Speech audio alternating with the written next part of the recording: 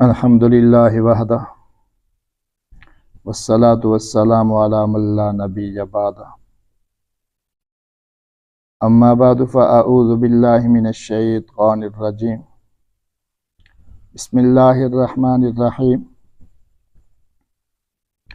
ان الانسان خلق ہلوعا اذا مسہ الشر جزوعا واذا مسہ الخیر منوعا الا المصلین۔ بے شک انسان کمزور پیدا کیا گیا ہے۔ جب اس کو کوئی تکلیف یا پریشانی پہنچتی ہے تو یہ جزا فضا کرنے لگ جاتا ہے، آہوزاری کرنے لگ جاتا ہے، اور اگر اللہ رب العزت کی طرف سے کوئی انعامات کا سلسلہ ہوتا ہے تو یہ دوسروں کے لیے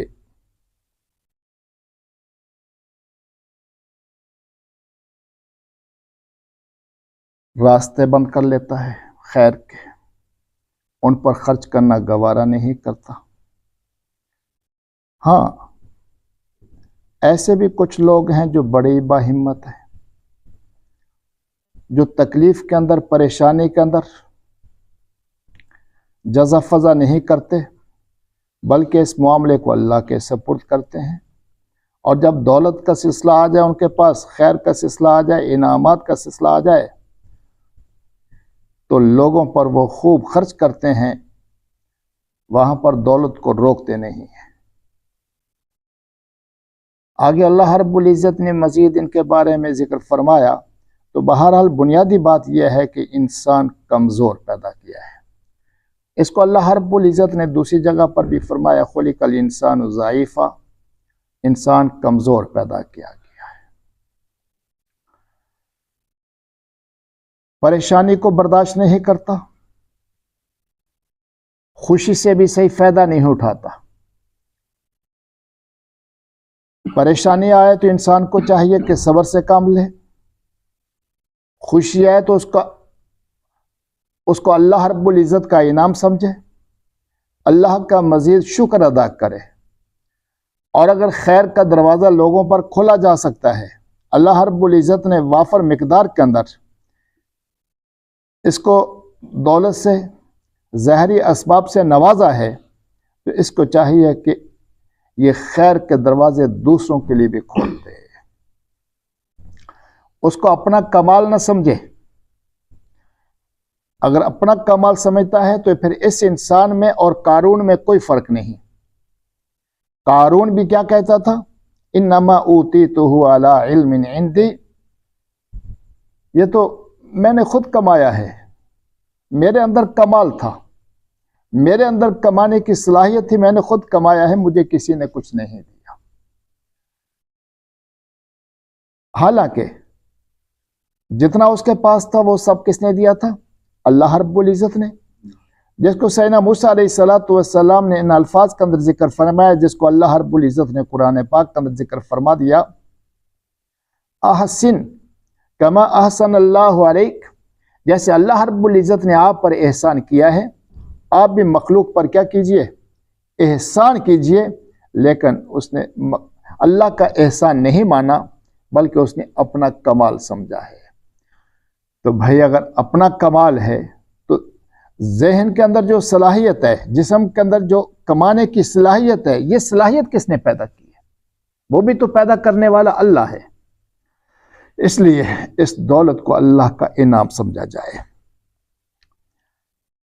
اور اگر کہیں پر کوئی پریشانی کا سلسلہ ہے تو پھر کمزوری کا اظہار نہ کرے، مظاہرہ نہ کرے، بلکہ ہمت کا مظاہرہ کرے، اور ہمت کا مظاہرہ کیسے ہوگا؟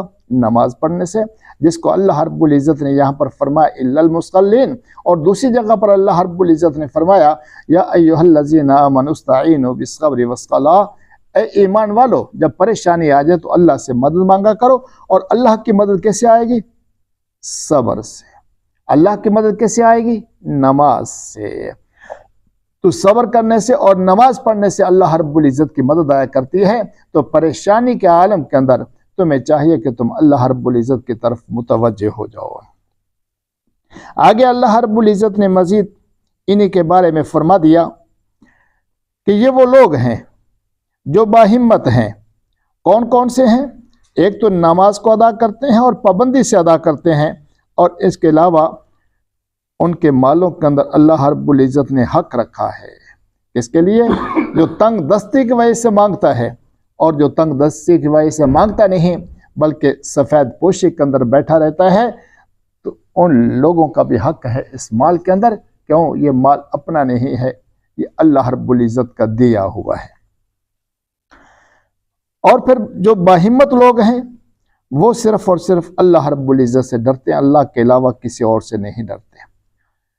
اللہ رب العزت سے ڈرنا یہ بہادری کی دلیل ہے، اور اللہ سے نہ ڈرنا یہ سب سے بڑی بزدلی ہے، کیونکہ جو اللہ سے نہیں ڈرتا وہ ہر ایک سے ڈرتا ہے، اور جو اللہ رب العزت سے ڈرتا ہے وہ کسی اور سے نہیں ڈرا کرتا، کیونکہ اللہ رب العزت کا ڈر یہ محبت کا ڈر ہے۔ جب اللہ رب العزت کا احترام ڈر دل کے اندر ہوگا تو اللہ رب العزت کی مدد اس کے ساتھ ہوگی، کیونکہ اس کو یقین آ گیا کہ اب میرے ساتھ طاقتور ذات موجود ہے۔ جس انسان کے ساتھ انسانوں میں سے کوئی ساتھی موجود ہو طاقت والے، وہ کسی سے نہیں ڈرتا، تو جس کے ساتھ اللہ کی مدد ہو وہ کسی اور سے کیا ڈرے گا؟